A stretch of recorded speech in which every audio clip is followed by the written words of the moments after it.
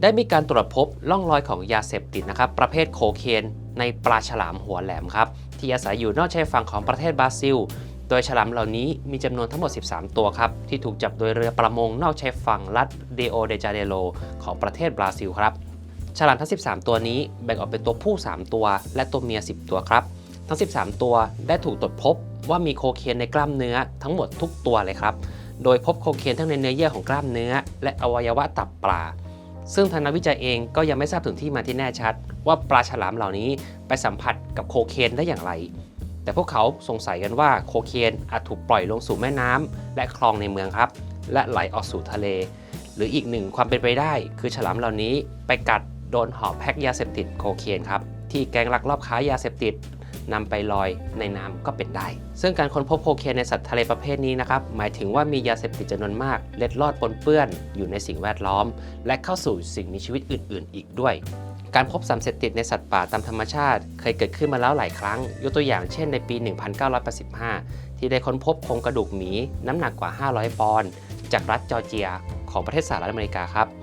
ที่แสดงให้เห็นว่ามันได้รับโคเคนมากเกินไป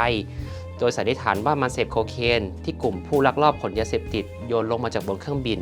และเรื่องราวของหมีตัวนี้ก็ได้ถูกนำไปดัดแปลงเป็นภาพยนตร์สยองขวัญเรื่องโคเคนแบร์ในปี 2023 ที่ผ่านมาครับ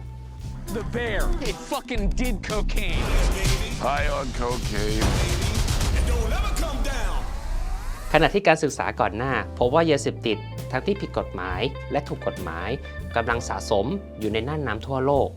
รวมถึงในรัฐเซาเปาโลของประเทศบราซิลซึ่งนักวิทยาศาสตร์กล่าวว่าการปนเปื้อนของโคเคนนั้นกำลังก่อให้เกิดภัยคุกคามต่อระบบนิเวศของสิ่งมีชีวิตในทะเล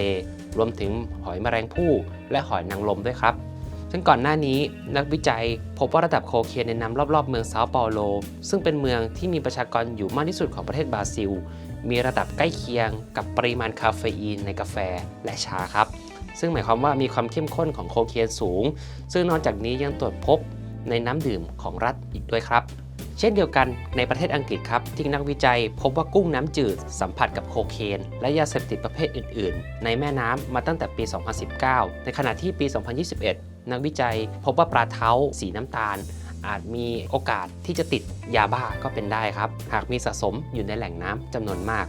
ซึ่งปลาเหล่านี้นะครับไวต่อผลข้างเคียงของยาเสพติดที่ออกฤทธิ์ทางระบบประสาทหลายชนิดครับตั้งแต่แอลกอฮอล์ไปจนถึงโคเคนและสามารถพัฒนาไปสู่ถึงขั้นที่เรียกว่าติดยาได้เหมือนกับมนุษย์ทั้งนี้นักวิจัยชาวบราซิลเลือกศึกษาปลาฉลามหัวแหลมครับเนื่องจากมีขนาดเล็กและอาศัยอยู่ในแหล่งน้ำที่มีสิ่งปฏิกูลปนเปื้อนเป็นอย่างมาก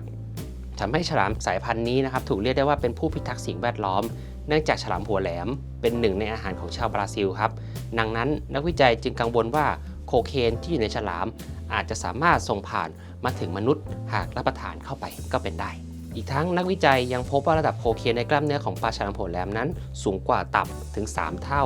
และฉลามตัวเมียมีความเข้มข้นของโคเคนในเนื้อเยื่อของกล้ามเนื้อสูงกว่าเมื่อเทียบกับตัวผู้ครับปริมาณโคเคนและสารเบนโซอิลเอโกนินซึ่งเป็นสารที่เกิดจากการย่อยสลายของโคเคนที่พบในฉลามเกินระดับที่เคยพบในปลาและสิ่งมีชีวิตในน้ำอื่นๆมากถึง 2 เท่า